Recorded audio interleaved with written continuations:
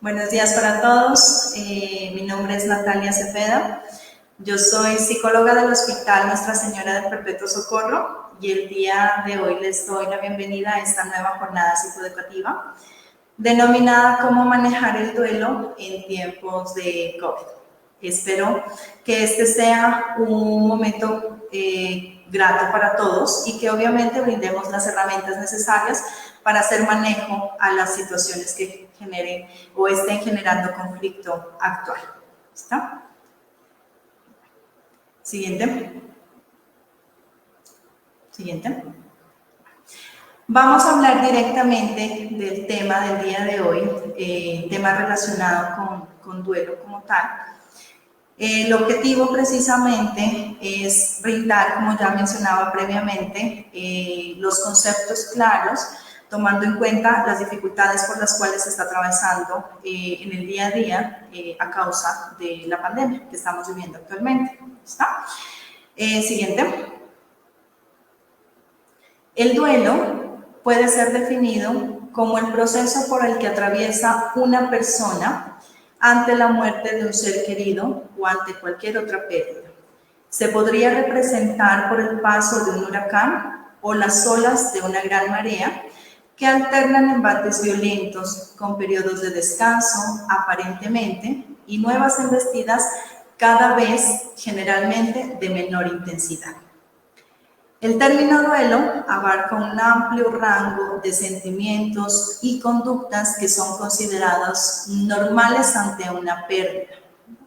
Las manifestaciones varían en cada persona, pero es una reacción natural, es una reacción normal. El proceso o la elaboración de un duelo es un proceso lento, doloroso, ¿no? Que requiere obviamente atención y acompañamiento, porque esto depende en gran magnitud de la intensidad de la pérdida, de las características personales del individuo y de las capacidades de afrontamiento que cada uno posee. Siguiente. Siguiente. Siguiente. Dentro del proceso de duelo, vamos a hablar de unos cambios que se presentan tanto a nivel físico como emocionales y del pensamiento. Todos estos cambios, vuelvo y repito, son cambios que son normales, son cambios que son naturales, son reacciones del organismo frente, o que pone en marcha el organismo frente a la pérdida que se esté presentando en el momento.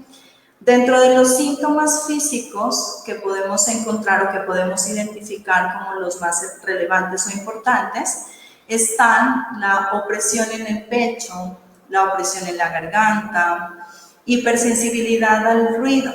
¿Esto qué quiere decir? Que en muchas ocasiones tolerábamos ruidos que sean sencillos, ruidos que en algún momento no generaban malestar, pero que en este punto ya nos generan un malestar que es sobredimensionado, así que ya no es tolerable.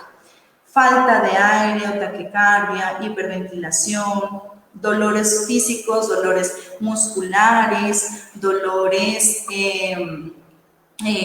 malestares gastrointestinales, por ejemplo, porque el cuerpo tiende a somatizar la carga emocional. La falta de energía, el cansancio para desarrollar las actividades que generalmente son rutinarias, resequedad o sequedad en la boca y una sensación de vacío en el estómago. Siguiente. Dentro de los síntomas emocionales más importantes, destacamos los siguientes.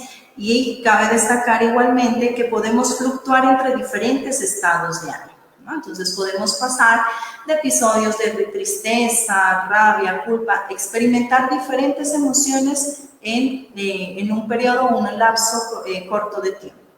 Experimentamos tristeza, rabia, culpa, en muchas ocasiones sentimientos de soledad, cansancio, fatiga, indefensión.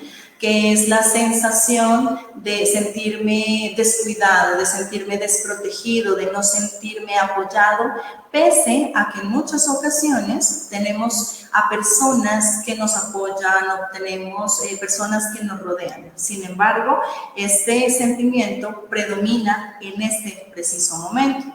Anestesia emocional, el no sentir malestar o el no sentir dolor, y autorreproches o culpas. Siguiente. A nivel del pensamiento, encontramos diferentes cambios o diferentes síntomas también. Entre ellos, la incredulidad, confusión, la preocupación excesiva, en muchas ocasiones, sentido de presencia, el percibir la presencia de la persona que falleció o de la persona que perdimos, dificultades o fallas en atención, en concentración, en memoria, que en muchas ocasiones interfiere en el adecuado desempeño de las actividades que nosotros desarrollamos rutinariamente. Fenómenos de presencia y en casos un poco más complejos, alucinaciones. Alucinaciones pueden ser de tipo visual o de tipo auditivo, el escuchar o el ver cosas o el ver incluso a la persona sin que necesariamente esté ahí presente en este momento. Como ya les mencionaba anteriormente, este tipo de síntomas o la presencia de este tipo de síntomas son considerados normales dentro de un proceso, una fase de duelo. Entonces, los vamos a experimentar de manera constante, de manera permanente. Hay que tomar en cuenta, sí, que si este tipo de síntomas perduran o se extienden en tiempo, entonces sí ya estamos hablando de que hay que recurrir a una búsqueda de ayuda profesional. En tiempo estamos hablando de un promedio de que 2 meses no logremos procesar o resolver la situación de manera adecuada, o que este tipo de síntomas mencionados anteriormente me incapaciten para el desempeño adecuado de las actividades, incluso de las actividades que son habituales y son de fácil cumplimiento, como las de casa. Siguiente. Siguiente. Cuando hablamos de pérdidas o cuando hablamos de duelo, cabe destacar también que un duelo no solo se elabora por el fallecimiento de la persona o del ser querido. Hay diferentes tipos de pérdidas que también nos llevan a identificar o promover esos recursos internos que nosotros tenemos para hacerle frente a la situación. Vamos a mencionar algunos de ellos precisamente para dejar claros también los conceptos y vamos a contextualizarlos con la situación que estamos viviendo en este momento. Entre las pérdidas a mencionar están las pérdidas relacionales. ¿Estas a qué hacen referencia? Estas están dirigidas directamente en relación con el otro, con la otra persona, con las personas que nos rodean. Es decir, con las personas que se constituyen como parte fundamental o importante y que son pilar de nuestras vidas, ¿no? Las personas con las cuales nosotros convivimos o que compartimos. Aquí incluye ya lo que es el fallecimiento, la muerte de un ser querido o de personas cercanas o importantes para nosotros. El fin de las relaciones no solo de pareja, sino también de relaciones de amistad, de relaciones laborales, las separaciones, ya sea por un divorcio o por la salida de casa de una persona, y los abandonos, ¿no? Las pérdidas relacionales están dirigidas al otro, a diferencia de las pérdidas intrapersonales, que estas pérdidas se van ligadas directamente hacia nosotros mismos, hacia nuestro ser. Esto tiene que ver con nosotros, con nuestro cuerpo directamente. Por ejemplo, la pérdida de una capacidad física, la pérdida de una capacidad intelectual, la pérdida de un miembro de nuestro cuerpo, un brazo, una pierna, que imposibilite el desempeño de nuestras actividades, que limite el desempeño de nuestras actividades en muchos casos. la pérdida de la juventud, ¿no? La pérdida de la belleza incluso por algún accidente o una situación trágica, la pérdida de competencias profesionales, de habilidades intelectuales, de habilidades físicas, o la pérdida incluso de sueños, la renuncia a sueños o la renuncia a metas. Esto es algo que va dirigido, que está relacionado con nosotros, con algo que es personal. Dentro de las pérdidas evolutivas encontramos o están asociados directamente a las fases de nuestro ciclo vital. ¿Eso qué quiere decir? Que nosotros estamos en constante cambio, ¿no? Entonces, cambios evolutivos que implican desprendernos de algo que ha sido importante para nosotros. Entonces, las fases del ciclo vital cambian de niñez, adolescencia, un adulto joven, un adulto mayor. A medida que vamos avanzando en este ciclo, vamos dejando atrás una parte importante e irrecuperable, la capacidad tanto física, emocional, mental de una persona en una etapa de la adolescencia o en una etapa de la adultez no es la misma en una etapa de un adulto mayor, por ejemplo, y eso genera en muchas ocasiones gran malestar emocional. Y finalmente las pérdidas materiales, que estas sí están dirigidas a pérdidas de objetos o posesiones que nos pertenecen y que son de gran importancia o de valor para nosotros en algún momento.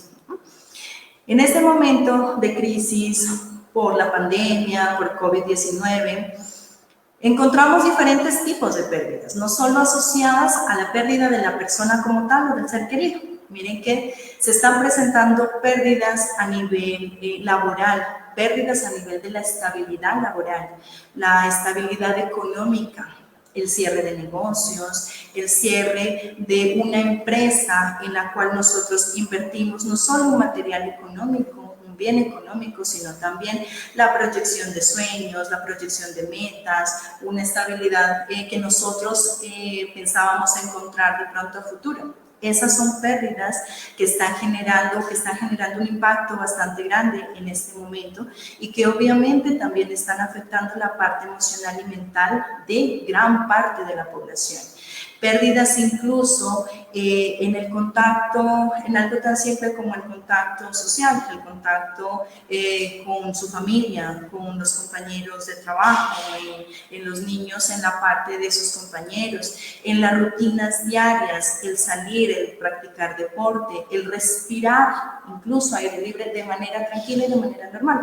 Esas son pérdidas que conllevan también a generar malestar, a generar situaciones de angustia, en muchas ocasiones de desesperación, que sobrepasan la capacidad de afrontamiento que tenemos en el momento.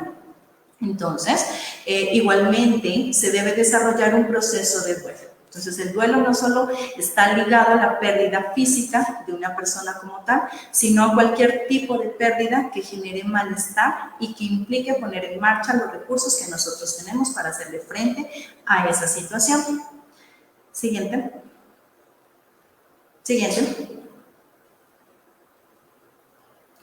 Listo.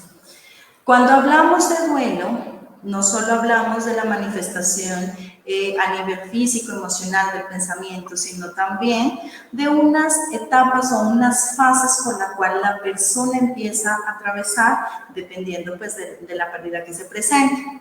Dentro de esas fases, la persona va experimentando diferentes cambios.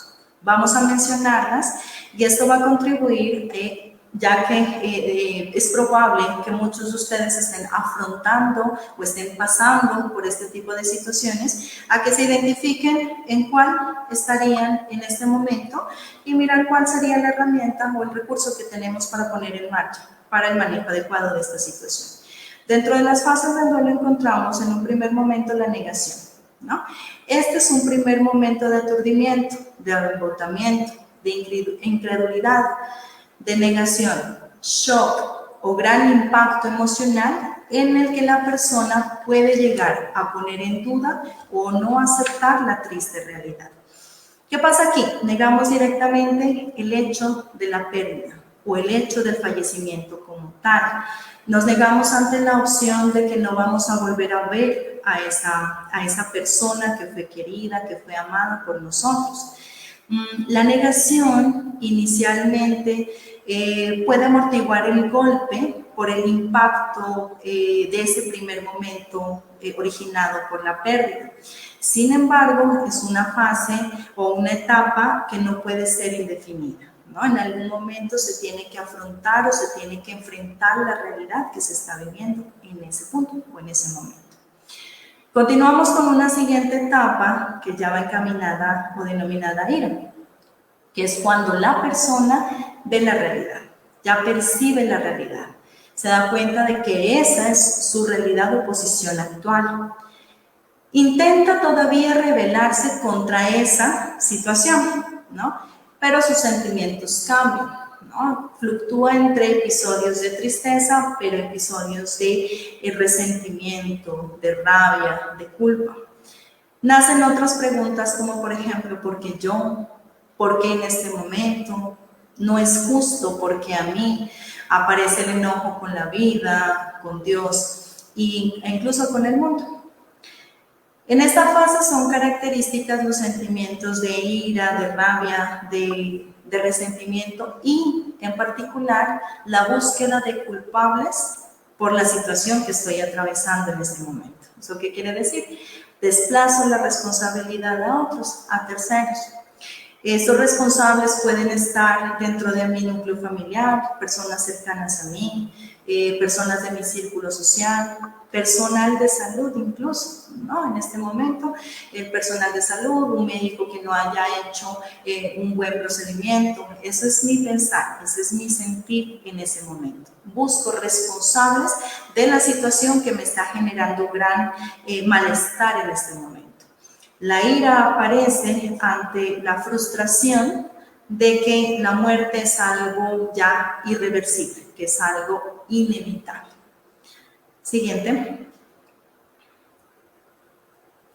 Viene una tercera fase que nos habla de negociación. La negociación es una nueva conducta defensiva que trata de evitar lo inaceptable. En esta fase, ¿qué pasa? Las personas nuevamente evitan el sufrimiento o evitan el dolor. En esta fase, las personas fantasean con la idea de que se puede revertir, por ejemplo, la muerte, de que eso es una posibilidad, ¿no? Entonces, es una manera de evitar el sufrimiento, es una manera de evitar la carga emocional que tengo en este momento a causa de mi pérdida. Es común preguntarse qué habría pasado si hubiera hecho, y si hubiera estado en este momento, si hubiera hecho lo otro, ¿no? Entonces, es una forma de evitar el malestar o el dolor. En una cuarta fase encontramos la depresión. Suele aparecer con sentimientos de angustia e ideas negativas. La depresión es el resultado de la conciencia de lo ya perdido. La depresión es la fase del duelo en donde más se atascan las personas. Aquí vamos a hacer una aclaración. La tristeza profunda y la sensación del vacío son características sí importantes de esta fase, pero no se refiere a una depresión clínica como tal, como un problema de salud mental, sino como un conjunto de emociones que están vinculadas a la tristeza natural frente a la pérdida, ¿no? Sí, muchas personas suelen, como se dice en la imagen, suelen hasta atascarse. Por eso hay que estar atenta a los cambios que se presenten en el estado emocional de la persona. Si estos síntomas se prolongan en tiempo, si estos síntomas o esta depresión como tal causa o deteriora el funcionamiento normal de la persona, entonces ya podríamos estar hablando de una depresión clínica que amerita un manejo diferente y una atención especializada.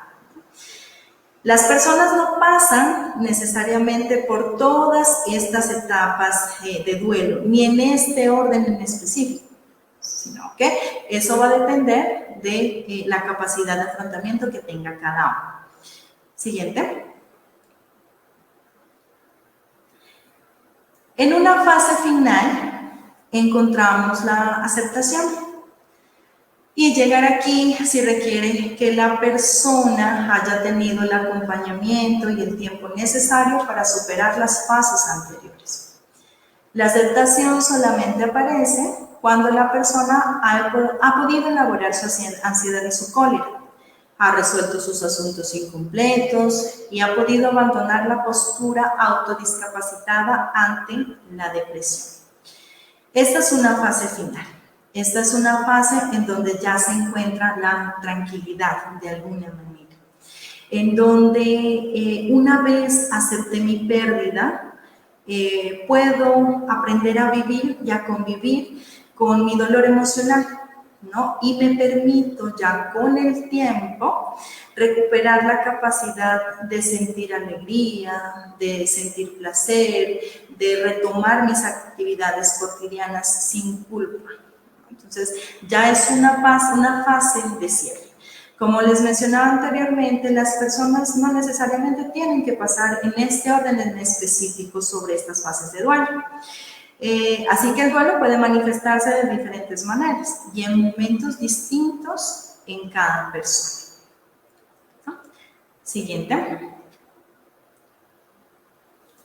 Así como hablamos ya anteriormente y retomamos un poquito, hasta el momento lo tratado, sobre los síntomas que se evidencian dentro de una fase de duelo, que son los emocionales, físicos y a nivel del pensamiento, así como hemos identificado los diferentes tipos de pérdidas, que son las relacionales, intrapersonales, evolutivas y materiales, igualmente hablamos de las fases de duelo. También es importante identificar o hacer énfasis en cuáles son esos tipos de duelo, porque también hay unas manifestaciones diferentes en cada uno. El duelo no se considera como un trastorno psíquico, sino como una reacción normal ante una situación de pérdida. En este sentido, no sería normal la ausencia de esta respuesta. La diferencia entre un duelo normal y uno patológico estriba en la intensidad y duración de las reacciones emocionales. Siguiente. Vamos a hablar o vamos a mencionar precisamente cuáles son esos tipos de duelo y en cuál no. Igualmente podemos encontrarnos atascados en algún momento, identificando si necesitamos o no ayuda y orientación para el manejo de esa situación que estoy viviendo. El primero de ellos está relacionado con el duelo reprimido, en el cual, o hace énfasis en el que la persona o el sujeto no se aflige por la pérdida, no expresa su malestar, no expresa su sentir. Incluso en muchas ocasiones podemos mirar que se vanagloria de su capacidad de autocontrol, como si la situación que se estuviera presentando o la situación que se estuviera viviendo no fuera importante, como si se rehusara a sentir el dolor por el fallecimiento de su ser querido. Sin embargo, aunque no manifiesta su carga, su dolor a través de una expresión emocional, esto se puede evidenciar probablemente en una dificultad a nivel físico. Recordemos que es importante que nosotros logremos descargar, que logremos liberar, que logremos expresar nuestro malestar, precisamente para hacer un manejo adecuado de la emoción que me está generando tensión actual. Cuando yo lo que hago es reprimir y contener, es probable que esa carga que es emocional se extienda o se dirija directamente a mi parte física. En muchas ocasiones es por eso que empezamos a somatizar, entonces empezamos a experimentar malestares físicos que en muchas ocasiones no pueden tener respuesta desde la parte orgánica. Entonces, hay personas, por ejemplo, que consultan permanentemente por dolores musculares, gastrointestinales, alteraciones físicas, orgánicas como tal, que no tienen respuesta desde la parte médica. Eso quiere decir que en muchas ocasiones mi cuerpo está reaccionando, y mi cuerpo está reaccionando es por la carga emocional que estoy viviendo en este momento. Una persona que se encuentra estancada dentro de un duelo reprimido, puede llegar a presentar todo este tipo de síntomas ya desde la parte física o desde la parte orgánica, ¿no? Que en muchas ocasiones generan un malestar mucho mayor. En un siguiente o en un segundo plano encontramos el duelo aplazado, que este hace referencia a que la persona o el sujeto igualmente no exterioriza ningún tipo de sentimiento relativo a su pérdida.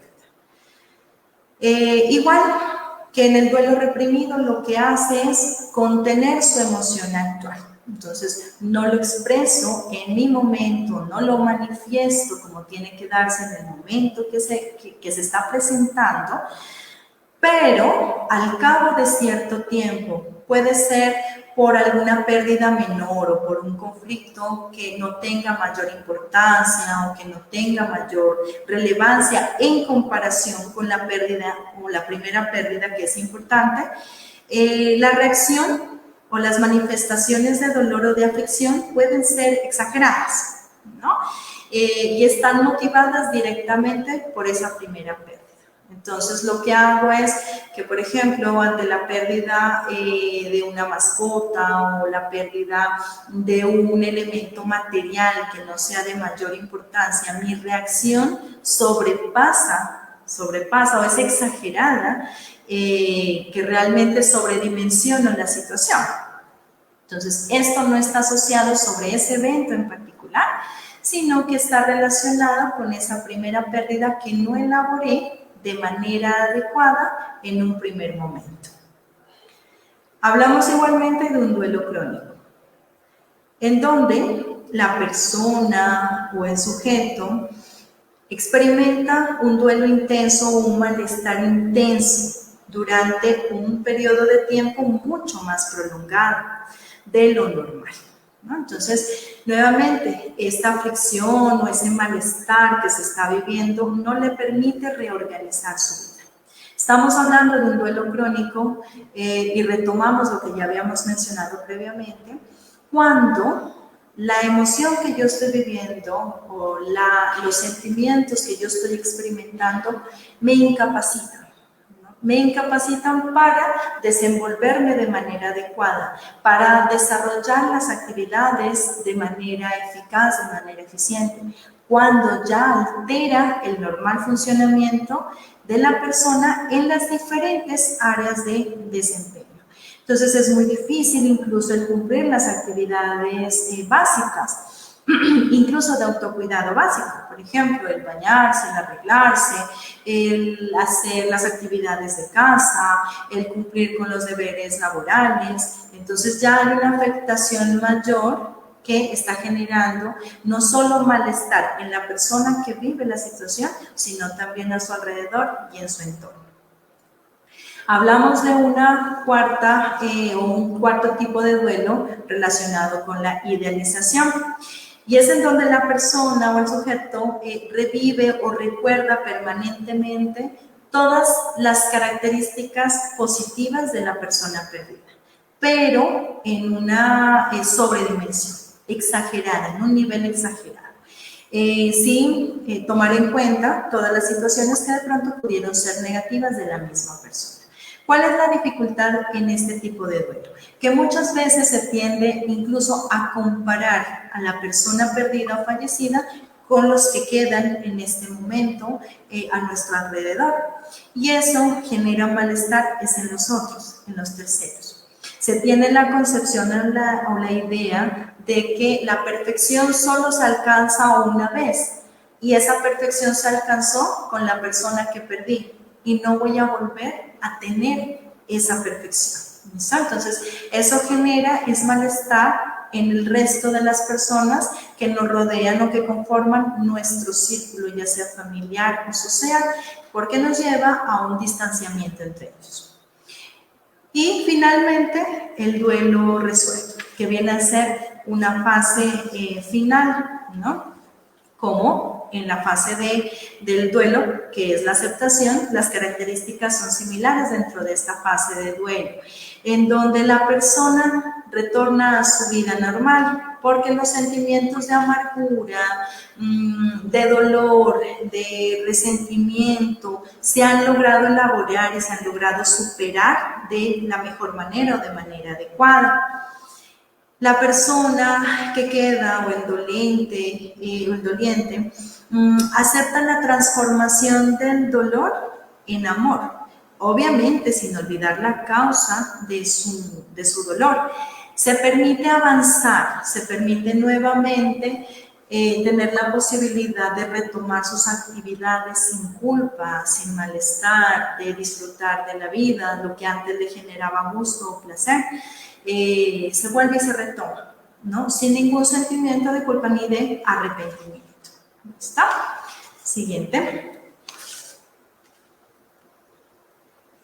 Vamos a hablar un poquito precisamente de cómo afrontar el duelo, ¿no?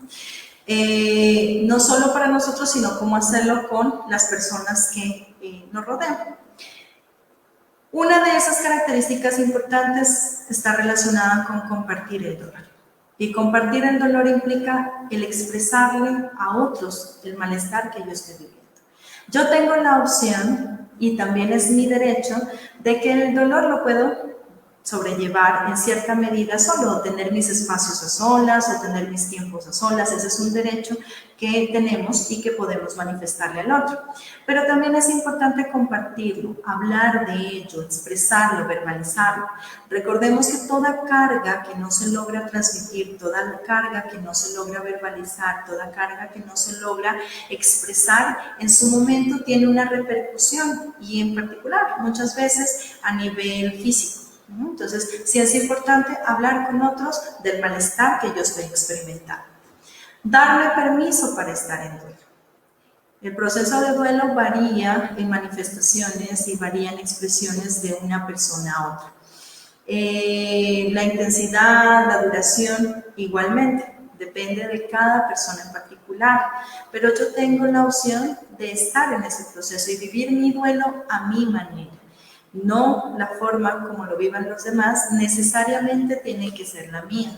Es probable que yo mire que los otros afrontan las situaciones de una manera más adecuada, más rápida incluso, que yo mire que los demás están movilizándose hacia el cambio de una manera mucho más eficiente que yo. Sin embargo, eso no tiene que generarme a mí mayor preocupación en la medida que yo me permita avanzar a mi ritmo, que puede ser lento, pero que yo vaya atravesando por esas diferentes fases de la manera más adecuada, permitiéndome vivir mi duelo y permitiéndome vivir mi dolor. Repasar los recuerdos agradables y desagradables. Esa es una forma de afrontar la pérdida.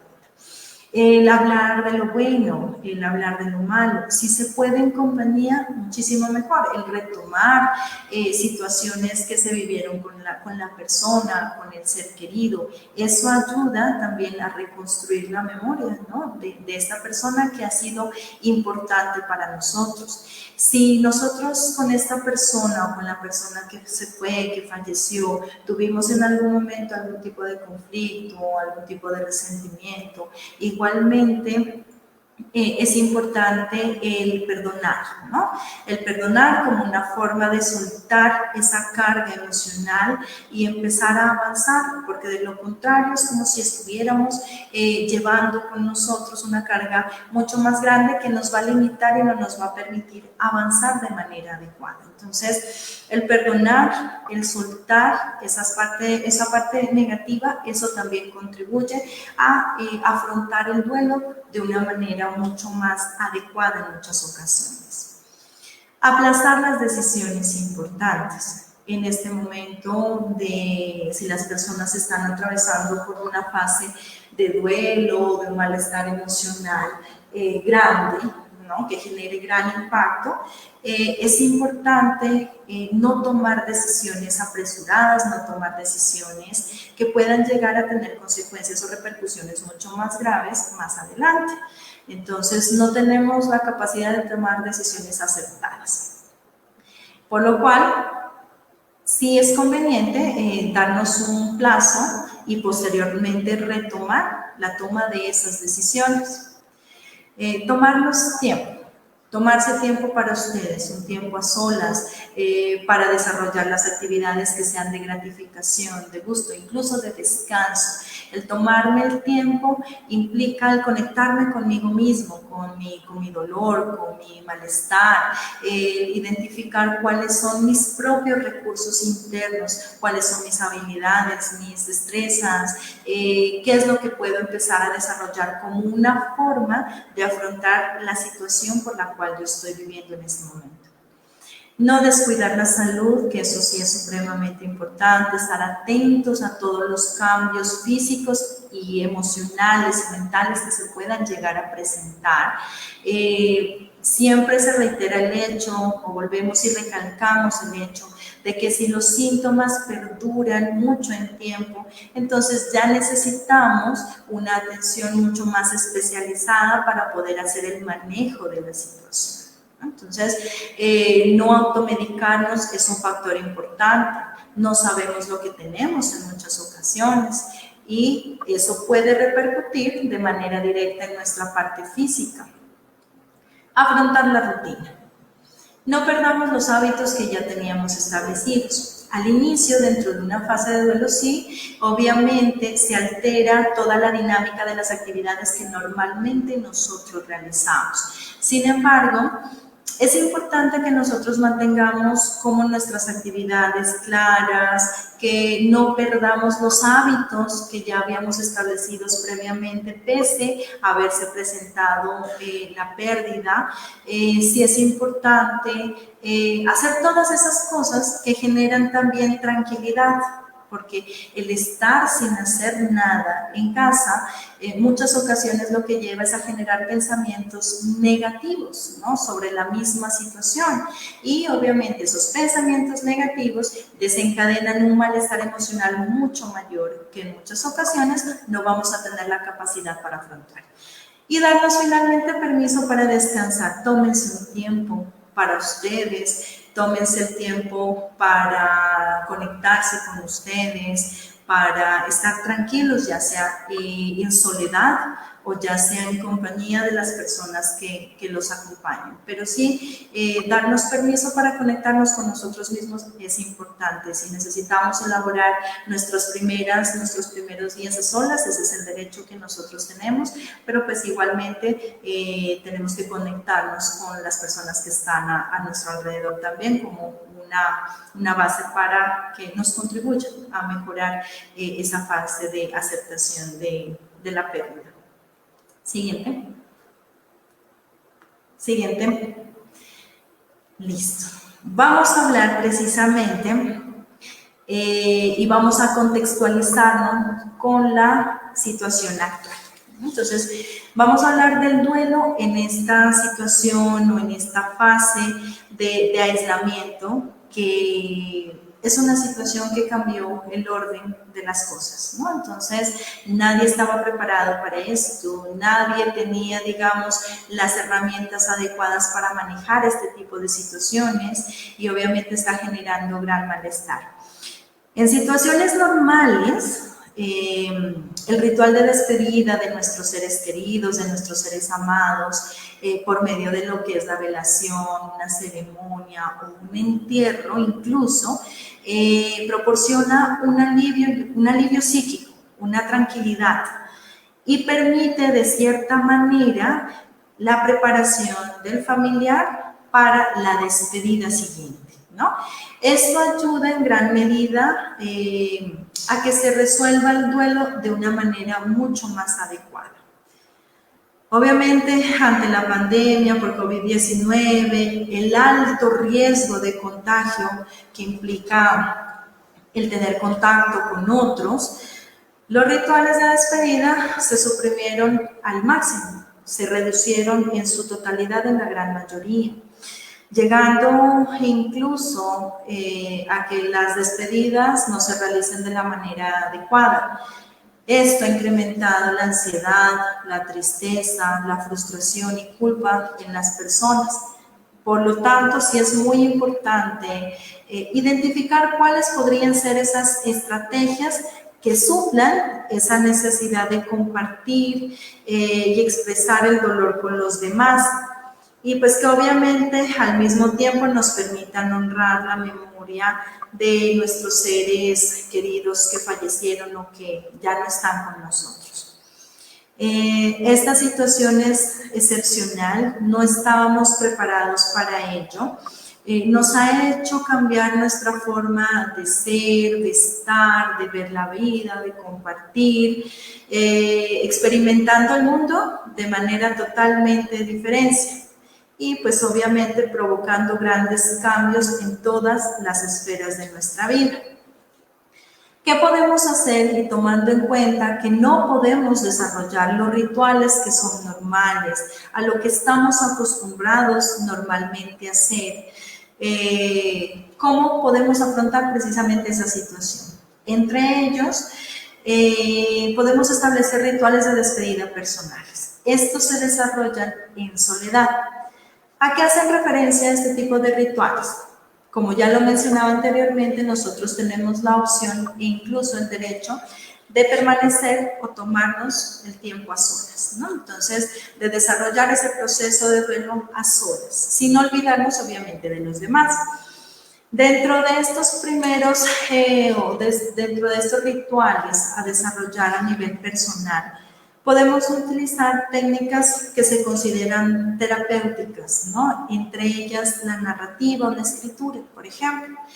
El elaborar una carta a esa persona que fue importante para nosotros, describiendo los aspectos positivos, los aspectos incluso negativos, qué me faltó por decir, qué me faltó por hacer, qué me faltó por transmitirle en algún momento. Muchas veces nos quedamos sin decirle algo y las palabras se quedaron atascadas ahí y ya no tenemos la posibilidad de hacerlo.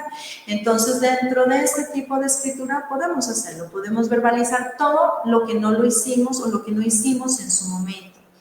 Este escrito puede ser algo personal, algo mío, algo que lo realice únicamente yo, o puede ser algo que se comparta también en familia, ¿no? Entonces puede ser algo que se transmita en familia o puede ser algo que se realice también con la familia.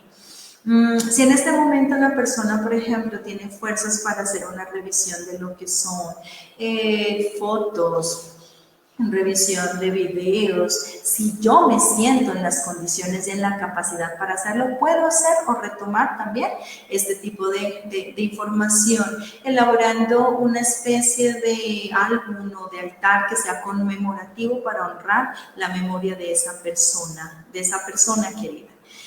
Construir recuerdos, una caja de recuerdos para guardar precisamente elementos personales o fotografías que sean o que me recuerden a esa persona que fue querida para nosotros en algún momento.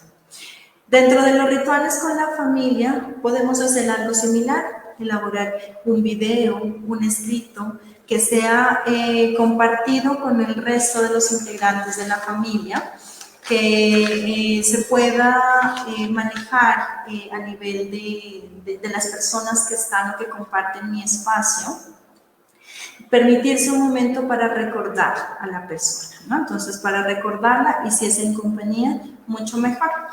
Y finalmente, lo que es fortalecer el autocuidado. Siempre se recalca, ¿no?, la importancia de no descuidarnos a nosotros mismos, de no descuidar nuestra condición de salud, tanto física como emocional, como mental, el dormir bien sin cambiar horarios, el comer bien, el alimentarnos bien, el hidratarnos, si hay la posibilidad de hacer ejercicio físico o de incluirnos en alguna actividad recreativa igualmente, ¿no?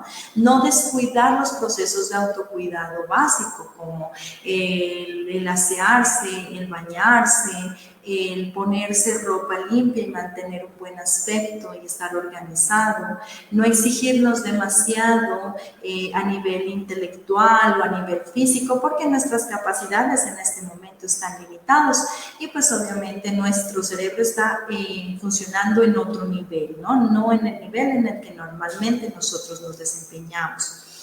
Y sí, como recomendación general, el evitar todo lo que dañe, lo que contamine la mente, como imágenes, demasiada información sobre lo que está sucediendo en este momento por la pandemia, que en muchas ocasiones es información mal manejada o información amarillista, que lo único que genera es mucho más malestar, ¿no? La desinformación genera más angustia y más malestar. Evitar experiencias que lastimen o que hagan daño, que estén relacionadas, por ejemplo, con violencia, y sobre todo evitar personas negativas, rodearnos de personas que nos puedan transmitir algo positivo también. Y sí, finalmente, no tomar decisiones importantes. Recordemos que hasta que no avancemos en una fase de duelo, va a haber incertidumbre, y esto va a ocasionar que la toma de decisiones no sean las más acertadas, ¿no? Siguiente. Bueno, ¿cómo vamos a acompañar a una persona en duelo? Obviamente tomando las medidas de seguridad del COVID frente al COVID-19. Sí es importante que esa carga emocional que experimentamos por la pérdida o por el fallecimiento de la persona cercana, lo hagamos directamente con las personas que nos rodean, ¿no? Esto ayuda a disminuir la carga emocional. Desafortunadamente, en este momento, y tomando en cuenta las medidas de control que se están manejando en este punto, eso no va a ser tan fácil. Entonces, ¿qué podemos hacer nosotros? ¿Cómo podemos acompañar de manera acertada, de manera adecuada a las personas que necesitan precisamente de nuestro apoyo? Pues obviamente vamos a facilitar la expresión de sentimientos y emociones. Vuelve y se repite esa parte que es fundamental y que es tan importante, que enfatiza en el hecho de descargar, de liberar, de no retener y de no contener la emoción que estamos presentando en ese momento. Facilitar el espacio a esas personas. Si conviven con nosotros, facilitar el espacio ahí en convivencia. De lo contrario, buscar la forma como los otros puedan lograr liberar esas emociones, validando esas emociones, tomando en cuenta la posición del otro, ¿no? Sin criticar, sin juzgar, sin atacar, ¿no? Entonces siempre es importante la validación de esas emociones. Establecer permanente contacto telefónico o por otros medios. No podemos hacerlo directamente. Entonces, ¿qué es lo que tenemos que hacer? Pues obviamente establecer un permanente contacto con las personas que nos rodean a través de los recursos que tenemos en este momento. ¿Y cuáles son esos recursos? A través de las llamadas permanentes o constantes, a través de las videollamadas, a través de mensajes, audios, correos electrónicos, pero sí hacerlo de manera constante, precisamente para que la persona sepa que nosotros estamos ahí y que cuenta con el apoyo, ¿no?, para el manejo de esa situación de requerirse el caso. Mantener la escucha activa sin tratar de cambiar lo que se dice o se piensa. Sí es muy importante que nosotros aprendamos a tener esa capacidad de escuchar al otro y de ser empático con la emoción del otro, ¿no? Sin juzgar lo que la persona me está diciendo. Escuchar muchas veces simplemente implica estar ahí, ¿no? En algunas ocasiones no tenemos las palabras de consuelo para proporcionárselas a las otras personas. Pero en muchas ocasiones simplemente el hecho de estar ahí, de que sientan la presencia, de saber que se preocupan por los otros, ya es de vital importancia. Entonces, activemos esa partecita que sí es muy importante y que es fundamental, el aprender a escuchar a los demás y tratar precisamente de ser empático con la emoción de la otra persona. Respetar el silencio si el doliente lo desea. Si la persona no quiere hablar, permitámosle su espacio a solas, permitámosle su espacio de silencio. No presionemos. Recuerden que cada persona funciona de manera diferente. No porque yo tenga una capacidad de afrontar mejor la situación, no porque yo haya logrado resolver la situación de mejor manera, quiere decir que el otro tenga esa misma capacidad de hacerlo. Respetemos ese espacio a solas, y en el momento en que el otro lo requiera, pues obviamente estar dispuesto ahí para escuchar atentamente lo que desea transmitir. No presionar para que recupere alguna de sus actividades previas antes de que esté preparado para ello. Entonces, no presionar, por ejemplo, con el hecho de retome sus actividades laborales, retome sus actividades escolares, haga lo que tenía que hacer anteriormente, ¿no? Todo va a marchar de acuerdo a su tiempo, todo en su momento. Algunos lo van a hacer de una manera mucho más eficiente o más eficaz, otros se van a tomar un tiempo un poquito más extenso para hacerlo, pero sin ejercer presión frente a esas situaciones. Y finalmente, como algo sí muy importante a tomar en cuenta es identificar patología y derivar. ¿Eso qué quiere decir? Ya habíamos hablado que dentro de las fases de duelo hay una fase de depresión que puede generar estancamiento en la persona, ¿no? Y que también dentro de los tipos de duelo hay un duelo crónico. Si se evidencia que la persona durante un periodo de tiempo muy extenso no ha logrado retomar sus actividades, que está estancada, que se ha obstaculizado, que no puede desarrollar sus actividades incluso simples de manera normal, entonces eso sí requiere de una atención especializada. Identificar síntomas como tristeza profunda, aislamiento, dificultad para comer, alteración en los hábitos de sueño, conductas de autoagresión, incluso de agresión a terceros, y en muchas ocasiones ideas asociadas con muerte o ideación suicida. En este tipo de casos, ya el manejo que nosotros podamos hacer no va a ser el adecuado. Entonces, sí necesitamos el manejo o la asesoría o el tratamiento de una persona ya especializada. Si yo tengo un familiar, un conocido, un amigo que esté experimentando este tipo de síntomas, sí es importante entonces orientarlo frente a la búsqueda de una ayuda profesional, ¿no? Y para eso precisamente nosotros estamos aquí, para orientarlos frente al manejo de este tipo de situaciones. Siguiente, entonces. Bueno, entonces esa era la temática a tratar el día de hoy. Vamos a dejar un breve espacio para resolver algunas dudas o inquietudes que ustedes presenten, algún comentario que ustedes deseen realizar. Esperamos que haya sido de su agrado, que contribuya en algo a despejar muchas dudas o inquietudes que ustedes tengan en algún momento.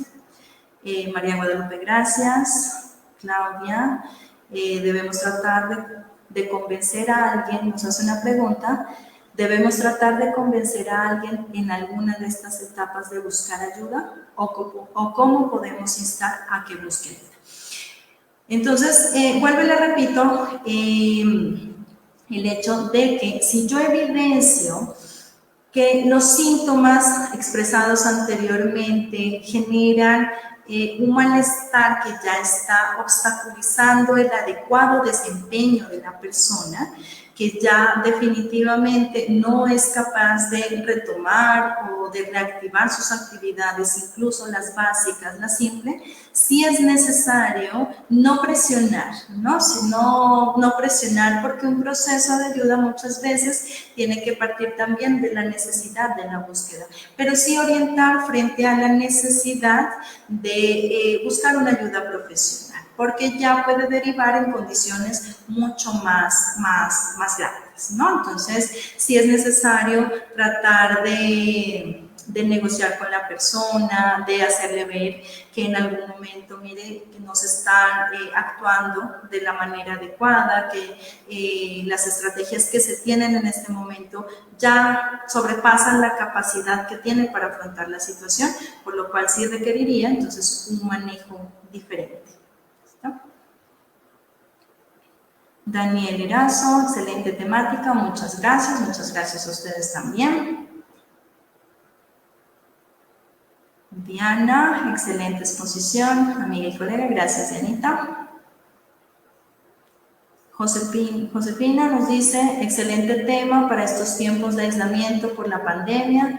Hay que suspender todos los rituales de despedidas a nuestros seres queridos. No necesariamente tenemos que suspender todos los rituales. Podemos, como ya lo mencionaba anteriormente, diseñar otros que suplan los que ya teníamos nosotros previamente establecidos, ¿no? Entonces, desafortunadamente, lo que son una ceremonia de velación o un entierro no se van a poder llevar a cabo, obviamente por prevención y por precaución, pero sí podemos adoptar otras estrategias que nos permitan hacer una despedida y un homenaje mucho mejor, pues obviamente, para las personas, para disminuir ese dolor por la pérdida que tenemos. María Cristina Pantoja, felicitaciones a mi adorado y recordado hospital, a sus directivas y servidores de alta calidad, igual a la doctora Natalia, que ha manejado de manera excelente el tema. Muchas gracias, María Cristina. Grecia Ángel, doctora Natalia, muchas gracias por la información tan importante, no solo por la época de pandemia. Gracias, Grecia. Angie Riascos nos dice, gracias por la temática. Mi sugerencia es que se puedan realizar más presentaciones como esta sobre temas que en la actualidad se están presentando debido a la pandemia, y eso lo vamos a desarrollar y lo vamos a tomar en cuenta como una valiosa sugerencia. Gracias, Angie. Laura Ramos nos dice, una excelente temática. Muchas gracias a usted.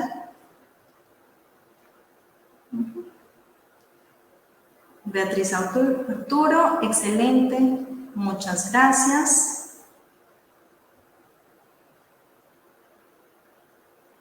Sonibel Creaciones nos dice, lo necesitaba, gracias, estaba buscando ayuda. Y de eso se trata precisamente, ¿no? De generar este tipo de espacios para proporcionarles la ayuda que ustedes requieren y que sabemos que obviamente va a ser de gran utilidad para ustedes en este momento. Gracias a Sonibel también. Miriam González nos dice, gracias, el duelo en este momento es muy complicado porque no hay un adiós y un acompañamiento. ¿Cómo se aborda esta situación cuando el doliente no quiere aceptar ayuda profesional, sino se encierra en sí? Felicitaciones, buena información. Lo que habíamos mencionado previamente, no es necesario presionar. Muchas veces incluso los procesos de psicoterapia no funcionan de la manera adecuada cuando se ejerce presión sobre la persona como tal. Entonces, sí es necesario permitirle primero su tiempo, ¿no? Entonces, recordemos que no todos vamos a afrontar la situación de la misma manera. Unos van a necesitar un tiempo incluso un poquito más extenso que nosotros. Hay que permitirle que elabore a su manera el duelo. Si ya posteriormente la situación no mejora, entonces sí tenemos que buscar la ayuda profesional que necesitamos para el manejo del caso. Eva Rodríguez nos dice, excelente tema. Muchas gracias Eva. Hermanas hospitalarias, bueno. Gracias por tu exposición, clareza, humanismo y profesionalismo. Entonces, Yasmín Alvarado, muchas gracias familia hospitalaria, muchas gracias a ustedes por su atención también.